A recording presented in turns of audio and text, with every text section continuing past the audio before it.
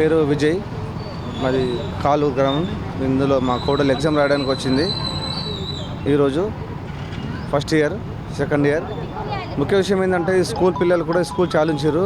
ఎందుకంటే వాళ్ళకు చాలించడం వల్ల ఎగ్జామ్ రాసే వాళ్ళకు చాలా ఇబ్బంది అవుతుంది, డిస్టర్బెన్స్ అవుతుంది. కాబట్టి వాళ్ళు పేపర్లలో మాత్రం ఎలాంటి డిస్టర్బెన్స్ లేకుండా, ఏం తెచ్చుకోకుండా సిస్టమేటిక్గా ఎగ్జామ్ రాయాలని చెప్పేసి స్కూల్ వాళ్ళు విన్నపించారు.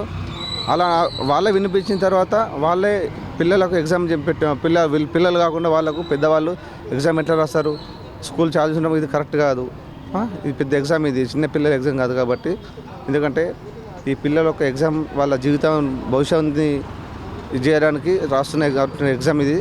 పిల్లలు అటు ఎగ్జామ్ హాలు, ఇటు పిల్లలు టాయిలెట్ వెళ్తారు అందరూ. ఇంతమంది పిల్లలు ఎగ్జామ్ రాసే వాళ్ళకు చాలా డిస్టర్బెన్స్ అవుతుంది.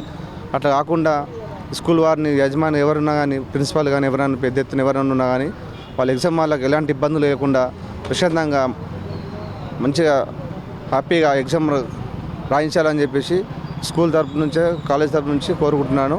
జై శ్రీరామ్. అలాగే మీరు కూడా ఎగ్జామ్ రాసి పిల్లలు ప్రతి ఒక్కరూ ఆనందంగా అందరూ విజయవంతంగా పాస్ కావాలని నా యొక్క విజ్ఞప్తి.